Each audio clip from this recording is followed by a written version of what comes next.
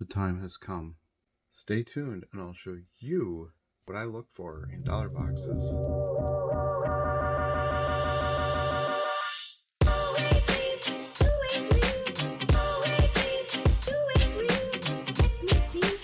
Yo, YouTube. I've been getting a lot of messages about what I look for in these value boxes. Now I'm going to share with you how I do it.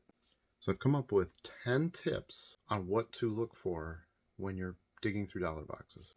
These are going to be in no particular order of importance because value box finding and buying is so random. Any one of these tips could apply at any time.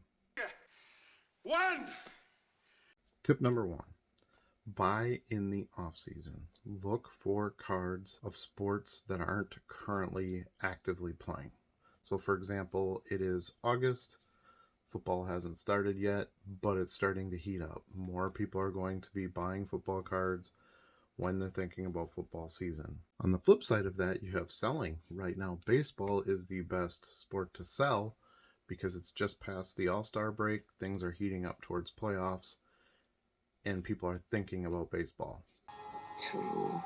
Tip number 2, look for gold. Gold parallels, gold refractors, gold. Gold is always done well. It's typically used in card sets to make a card stand out more. So for example, you'd have the regular looking base card and then you'd have the gold foil parallel or gold refractor parallel. A lot of times they're numbered, things like that. So gold. Go for the gold. 3. Number 3 would be look for low numbered parallels. Even if it's not main players, anything that's low numbered just means scarcity. Let's say you find a numbered out of 10 linebacker card, right? Not a lot of collectors out there collecting linebackers. It's not quarterbacks. It's not running backs. Heck, it's not even an offensive player. But there's only 10 copies of that card. All you need is a few people that are interested in that card, and you've got something. You're going to make some money on it. 4. Tip number 4. This is kind of a strange one, but trust me, it works, and you've seen it in the videos. But unmarked checklists, especially vintage ones, they aren't that common. However, they end up getting tossed in value boxes a lot because they don't feature a player, no real attraction to them. You don't grade them, stuff like that. But unmarked checklists for set collectors is important and hard to find. Those vintage sets, everybody took the checklists. You didn't have the internet, you didn't have the price guide books, things like that. Everybody took those checklists and they marked off the cards as they were getting them for their set. So to find ones in good condition, unmarked, has a big market. 5. And number 5 kind of goes along with number 4, and that's vintage. Vintage cards sell. They don't have to be in great shape. They don't have to be big names. Vintage.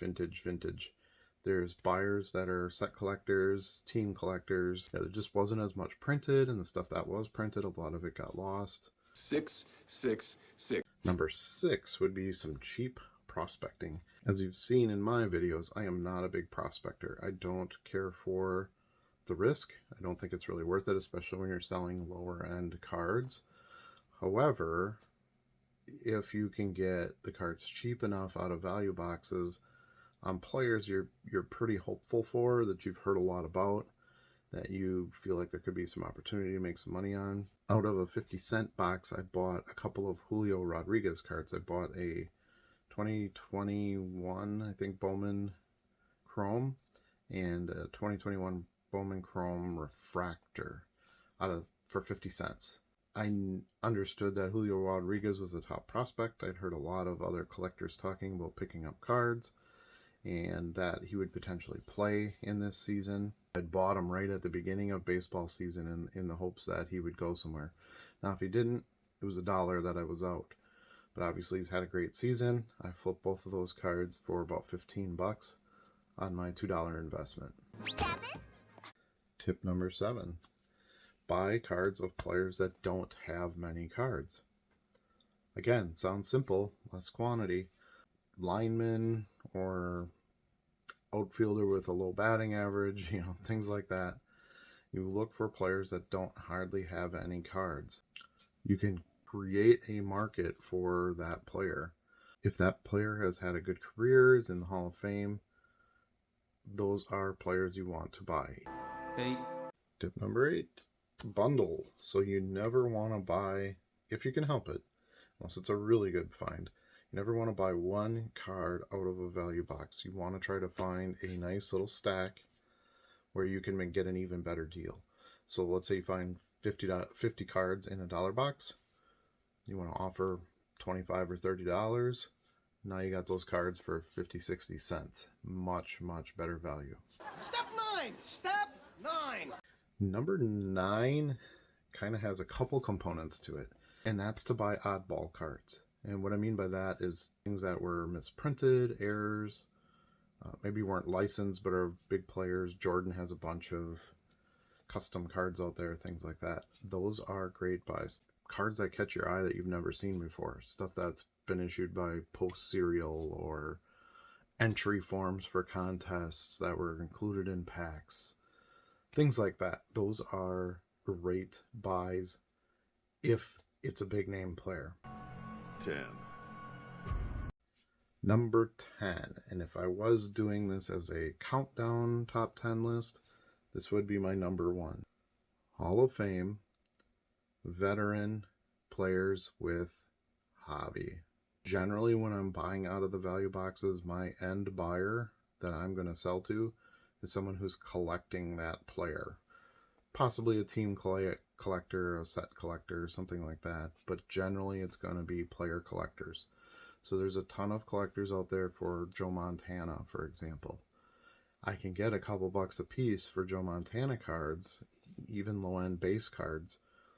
So if I can get them for 50 cents, 75 cents a piece, I've got some decent margin in it. Now, not every veteran or even Hall of Famer has hobby.